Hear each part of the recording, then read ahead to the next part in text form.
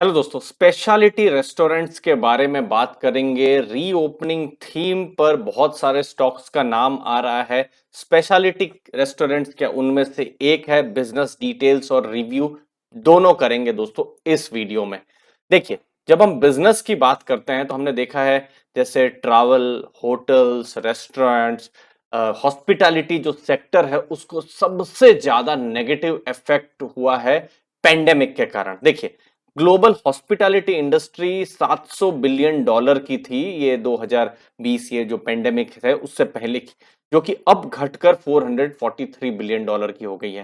तो जहां हम देखते हैं कि हम अनुमान लगाते हैं कि हर इंडस्ट्री का ग्रोथ होगा जो भी हो 5%, 10%, यहां ये नीचे हो रही थी। होटल्स और हॉस्पिटैलिटी बिजनेस को बहुत ज्यादा नेगेटिव इफेक्ट हुआ है। तो ये मैंने ग्लोबल बातें बताई। अब मैं स्पेशलिटी रेस्टोरेंट की बात बताऊं तो मेनलैंड चाइना एक बड़ा ब्रांड है, ओ कैलकाटा, सीगरी, ये कुछ बड़े ब्रांड्स हैं। और रीओपनिंग थीम जो चल रही है, क्या वो यहां पर क्या फिट बैठता है? तो दोस्तों अब एनालिसिस शुरू करेंगे। देखिए, ये कुछ ब्रांड्स हैं। हो सकता है कुछ नाम आपने अपने शहर में भी सुने हो। जिसका भी नाम आपने सुना हो दोस्तों जरूर कमेंट सेक्शन में बताइए। जैसे मेनलैंड चाइना है, फिर Asia kitchen by mainland China 12 शहर में है भारत में। उसके साथ साथ ओ कैलकाटा है। ओ कैलकाटा मुंबई, कोलकाता, दिल्ली, बेंगलुरु, हैदराबाद में है।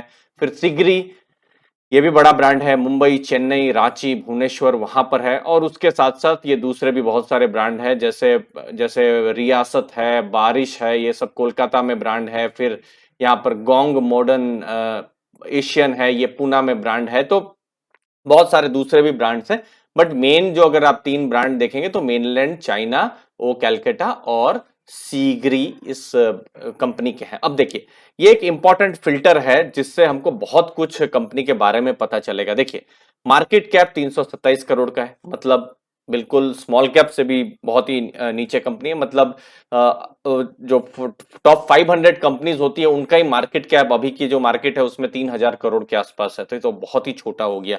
तो ये चीज है और ये एक रिस्क हमेशा से रहता है, बहुत छोटी कंपनी है। 70 के आसपास स्टॉक प्राइस है, 69 70 के पास। बुक वैल्यू 29 की है। पी है ही नहीं। पी इसीलिए नहीं है क्योंकि अर्निंग्स नहीं है, मतलब प्रॉफिट कंपनी ने किया ही है नहीं है। आरओसी नेगेटिव है, रिटर्न ऑन इक्विटी नेगेटिव है। तो आपको पता ही चल रहा होगा कि फंडामेंटल किस हिसाब से नेगेटिव हो रहे हैं। प्राइस टू बुक वैल्यू 2.39 है। फिर सेल्स ग्रोथ 5 साल में नेगेटिव रहा है और इसीलिए शायद मार्केट ने भी इसको बहुत पसंद नहीं किया है। तो ये कुछ इंपॉर्टेंट आंकड़े हैं। हाँ, अगर कुछ यहां पर पॉजिटिव अगर ले सकते हैं तो ऑलमोस्ट जीरो डेट कंपनी है। लेकिन दोस्तों जीरो डेट कंपनी के बेसिस पर एक बड़ा इन्वेस्टमेंट करना मुझे लगता है थोड़ा सा रिस्की है। बाकी कैश है कंपनी के पास, थोड़े बहुत यहां पर कैश है। अब देखिए, 5 साल में सेल्स ग्रोथ नेगेटिव रहा है। तो हमने देखा है कि स्टॉक का भाव भी नीचे गिरा है। अब देखिए, सेल्स नहीं है, प्रॉफिट नहीं है, तो कभी भी मार्केट स्टॉक को ऊपर नहीं चढ़ाएगी। और ये चीज मैं हमेशा बोलता रहता हूं। बहुत सारे स्टॉक ऐसा भी है अभी की मार्केट में जो 20 रुपए से 100 रुपए पहुंच गए, 20 रुपए से 50 रुपए पहुंच गए, लेकिन कहीं सेल्स और तो प्रॉफिट ग्रोथ है ही नहीं। तो उसमें थोड़ा रिस्क हो जाता है। हाँ, अगर कुछ स्टॉक में भविष्य में कुछ देख सकते हैं तो बात अलग है। अब देखिए, इसका स्टॉक प्राइस आप देख सकते हैं, जब बिल्कुल मिड कैप स्मॉल कैप का बुल रन चल रहा था 2017 और 2018 की शुरुआत में, तो 180 तक गया था और अभी ऑलमोस्ट प्राइस 1/3 हो गया है। तो अच्छा खासा वेल्थ डिस्ट्रक्शन हुआ है क्योंकि सेल्स नहीं है। अब वे फॉरवर्ड क्या है कंपनी के लिए, बिजनेस के लिए? क्लाउड किचन्स में फोकस है, क्योंकि क्लाउड किचन्स अभी एक तरीके से अगर हम देख रहे हैं होटल रेस्टोरेंट में क्लाउड किचन का फोकस अभी चल रहा है, क्योंकि लेस कम इन्वेस्टमेंट होता है और ज्यादा काम हो जाता है। डिलीवरी पर फोकस है, हम देख ही रहे हैं किस तरीके से जोमेटो है या स्विगी है, डिलीवरी में अभी बहुत ज्यादा उनके जो एग्रीगेटर्स हैं अच्छा काम कर रहे हैं।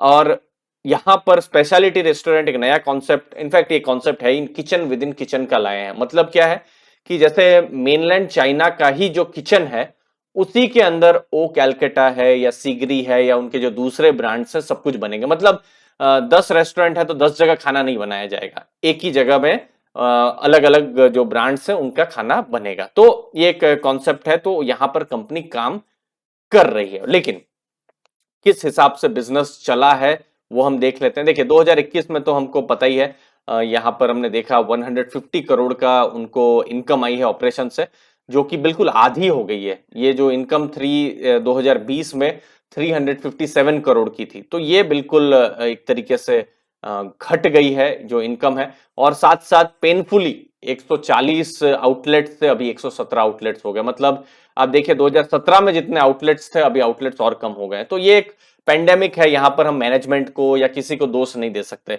इसके हिसाब से अगर कोई कोई ये नॉर्मल सर्कमस्टांसेस होते तो फिर तो हम कहते हैं कि नहीं नहीं, इससे तो फिर बहुत दूर रहना चाहिए। लेकिन एक पेंडेमिक है, हम सबको रियलिस्टिक होना पड़ेगा कि यहाँ पर इन बिजनेसेस को नेगेटिव इफेक्ट हुआ ही है।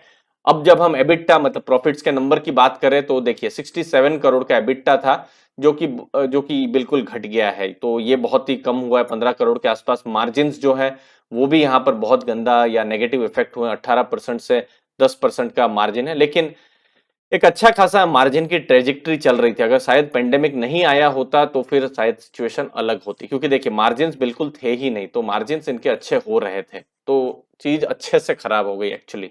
अगर आप पैट प्रॉफिट्स की बात करें तो कंपनी लास्ट 3-4 साल से प्रॉफिट में भी अनफॉर्चुनेटली नहीं थी। अब यहाँ पर जो भी डेटा है उसके हिसाब से मैं बताऊं, जैसे 21 करोड़ का यहाँ पर लॉस था, तो अभी भी उतना ही लॉस में ही है। और इनफैक्ट पेंडेमिक से पहले भी कंपनी लॉस में थी, तो ऐसा भी नहीं है कि तो इस चीज को थोड़ा सा बहुत ही पॉजिटिवली शायद नहीं लिया जा सकता है, क्योंकि कंपनी ने बहुत सारा जो भी खर्चा किया, उन्होंने एक्सपेंशन किया, ऑपरेशन से उनके पैसे आ रहे थे लेकिन प्रॉफिट्स नहीं आ रहा था, और पेंडेमिक के कारण से एक क्वेश्चन मार्क तो बिजनेस में रह गया है। अब in the end experience promoters हैं, जो हमने प्रोमोटर्स की प्रोफाइल देखी तो बहुत ही एक्सपीरियंस्ड है, पुराने प्रोमोटर्स हैं। दूसरा रिकवरी, अब रिकवरी कब स्टार्ट होगी ये बता पाना बहुत मुश्किल है।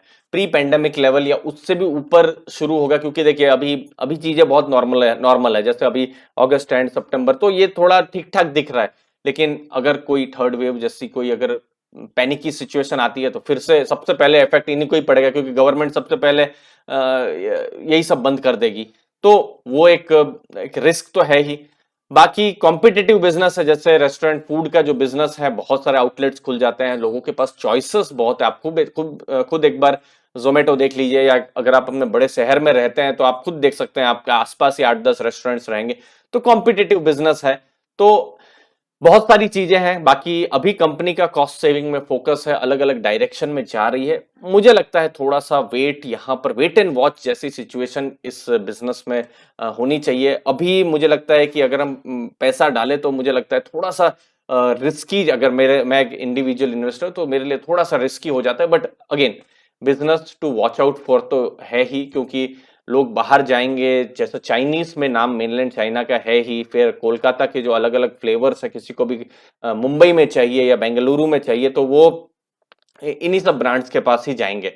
तो बिल्कुल वेट एंड वॉच वाला बिजनेस है। बट फिलहाल जो भी आंकड़े हैं, पास्ट के आंकड़े हैं, और अभी जिस हिसाब से सिचुएशन चल रही है, थोड़ा वेट एंड वॉच, या फिर मुझे लगता है किसी ने भी इन्वेस्टमेंट किया भी हुआ है तो और अपने पोर्टफोलियो का बहुत बड़ा नंबर यहां देना थोड़ा सा मुझे लगता है रिस्की है। कुछ अगर ग्रीन शूट्स आते हैं तो फिर थोड़ा कॉन्फिडेंस बिल्डअप हो सकता है। दोस्तों धन्यवाद, आपने अपना समय दिया। मुझे उम्मीद है आपको वैल्यू मिली होगी। आपने आपके समय के लिए बहुत बहुत धन्यवाद। चैनल को दोस्तों जरूर सब्सक्राइब कर लीजिएगा।